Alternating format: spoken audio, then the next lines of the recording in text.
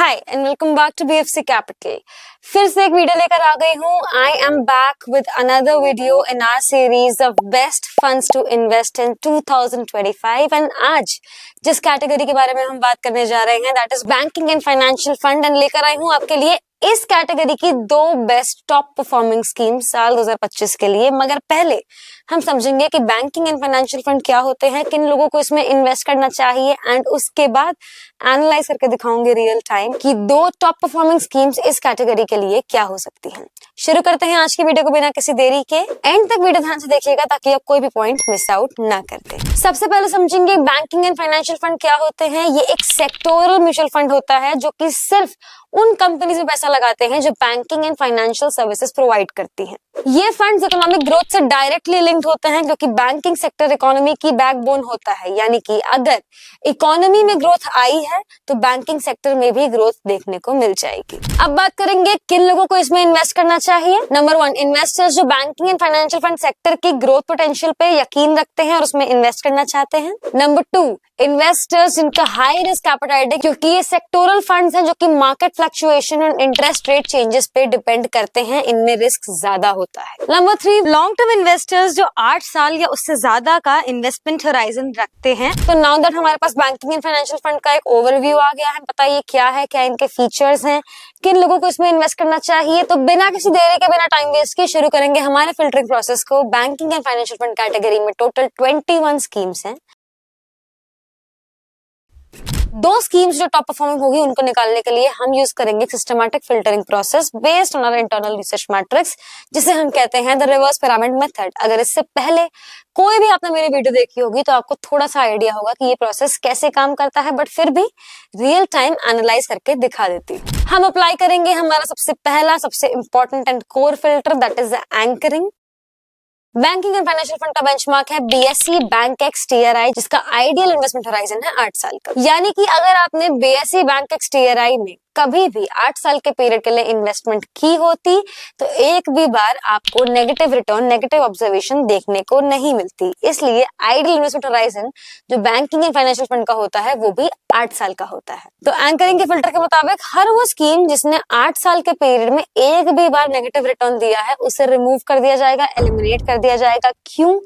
क्योंकि जो ideal investment horizon है अगर उसमें भी कोई स्कीम नेगेटिव रिटर्न पोस्ट कर रही है तो उतने समय तक इन्वेस्टेड रहने का कोई मतलब नहीं है, उस स्कीम में इन्वेस्टमेंट करने का कोई मतलब नहीं है। इसलिए हर वो स्कीम जिसने 8 साल के पीरियड में एक भी बार नेगेटिव ऑब्जर्वेशन दी है वो एलिमिनेट हो जाएगी। बस इस फिल्टर के चलते, बस इसको अप्लाई करने के बाद 10 स्कीम्स तो ऐसे ही रिमूव हो गई। हमारे पास बची सिर्फ 11 स्कीम्स। अब अप्लाई करेंगे हमारा दूसरा filter which is again very important, that is benchmark return. BSE bank TRI ने 8 साल के पीरियड में रिटर्न्स दिए हैं 14.5% के। इसलिए ऐसी हर वो स्कीम जिसने 8 साल के पीरियड में 14.5% से कम के रिटर्न्स दिए होंगे उसे हम रिमूव कर देंगे। यानी कि 6 स्कीम्स और उड़ गई, बची हमारे पास सिर्फ 5 स्कीम्स। अब अप्लाई करेंगे हमारा तीसरा filter that is category average. Data के according banking and financial funds का कैटेगरी एवरेज है 13.93% का। ऐसी हर वो स्कीम जिसने 13.93% से कम के रिटर्न्स दिए हैं उसे हम इस फिल्टर के तहत रिमूव कर देंगे। मगर यहाँ एक ट्विस्ट है, जैसे ही हमने डेटा उठाया और देखा तो हमें समझ में आया कि इन 5 स्कीम्स में से एक भी स्कीम ऐसी नहीं है जिसने 13.93% से कम के रिटर्न्स दिए हो। हेंस इस फिल्टर के तहत कोई भी स्कीम नहीं रिमूव होगी। गौर करिएगा इस कैटेगरी में जो बेंचमार्क रिटर्न है वो कैटेगरी एवरेज से ज्यादा है, जो कि सेक्टोरल फंड्स में एक ऑर्डिनरी इवेंट है। मगर खैर उसके पीछे की कहानी क्या है बहुत मजेदार है, मगर किसी और दिन। अभी हम मेन टॉपिक पे बात करेंगे। हमारे पास बच गई है 5 स्कीम। हम अप्लाई करेंगे हमारा आखिरी filter that is removing the avalanche effect. इसे अप्लाई करेंगे, असेस करने की कोशिश करेंगे कहीं इन 5 में से कोई स्कीम ऐसी तो नहीं जिसने पिछले 1 साल में या तो बहुत ज्यादा एक्स्ट्राऑर्डिनरी हाई या एक्स्ट्राऑर्डिनरी लो या अनयूजुअल परफॉर्मेंस एग्जिबिट करी हो। मगर हमने जैसे ही अपना एल्गोरिथम इन 5 स्कीम्स पर रन किया हमें पता लगा कि ऐसी कोई भी स्कीम नहीं है जिसने अनयूजुअली हाई या अनयूजुअली लो परफॉर्मेंस एग्जिबिट करी हो। हेंस इस फिल्टर के तहत भी कोई स्कीम नहीं रिमूव होगी। इन पांचों स्कीम्स पे कुछ और सेकेंडरी फिल्टर्स लगाने के बाद हमारे पास अब हैं वो दो बेस्ट टॉप परफॉर्मिंग स्कीम्स साल 2025 के लिए banking and financial fund category के लिए, जिसमें आपको इन्वेस्ट करना चाहिए, जिनके नाम है ICICI Pru banking and financial services fund and Nippon India banking and financial services fund. अब चूंकि हमारे पास स्कीम के नाम है तो आइए एक बार इनके वाइटल्स पे नजर डाल लेते हैं। ICICI Pru banking and financial services fund का AUM है 8,987 करोड़ रुपीस का। TER इन टोटल एक्सपेंस रेशियो है 1.82% का। मिनिमम SIP अमाउंट है 100 रुपए का। 100 रुपए से इसमें इन्वेस्टमेंट स्टार्ट कर सकते हैं। मिनिमम लमसम अमाउंट है 100 रुपए का, यानी लमसम भी आप 100 रुपए से इसमें स्टार्ट कर सकते हैं। Nippon India banking and financial services fund का AUM है 6,226 करोड़ रुपीस का। TER है 1.88% का। इसमें भी आप SIP और लमसम दोनों 100 रुपए से स्टार्ट कर सकते हैं। अगर बात करें P2P रिटर्न्स की तो ICICI Pru banking and financial services fund ने एक साल में 14.46% के रिटर्न्स दिए हैं, 3 साल में 11.36% के दिए हैं, 5 साल में 11.37% के दिए हैं, 7 साल में 10.44% के दिए हैं, बट 10 साल में 12.26% के रिटर्न्स दिए हैं as of 10th Feb 2025।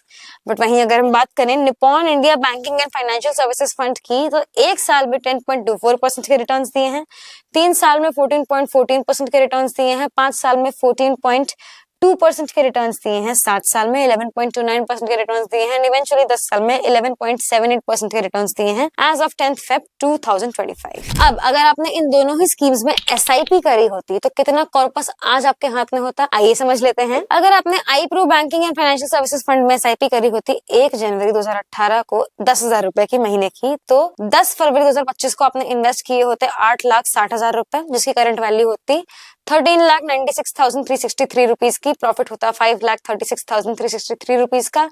Returns आते 13.45% के।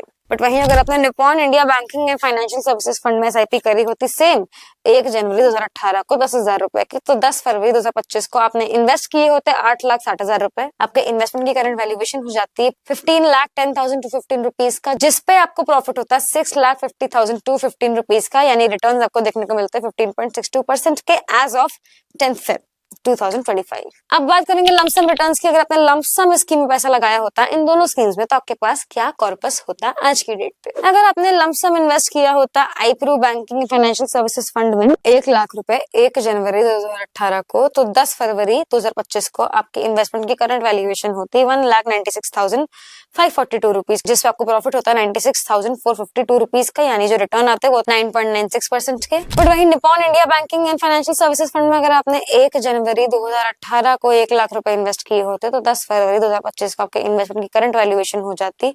2,07,890 रुपीज की, यानी जो प्रॉफिट होता है वो होता है 1,07,890 रुपीज का। तो जो आपको रिटर्न्स देखने को मिलते हैं वो मिलते हैं 10.83% के। स्क्रीन पर जो डेट आ रही है उस पर बहुत ध्यान दीजिएगा। अगर आप ये वीडियो इस डेट के 6 महीने बाद देख रहे हैं तो हो सकता है जो स्कीम आज टॉप परफॉर्मिंग हो वो उस समय ना हो, इसलिए hold your horses before investing in these two schemes. Invest करने से पहले एक कमेंट जरूर ड्रॉप कर दीजिएगा ताकि अगर स्कीम्स चेंज हुई होंगी तो हम आपको एक रिवाइज प्रोडक्ट बास्केट प्रोवाइड कर देंगे। मीनवाइल अगर आपको ये वीडियो पसंद आई, like this video, share it with your friends, subscribe to our channel. जल्द मिलेंगे एक और वीडियो के साथ। Press the bell icon for instant updates.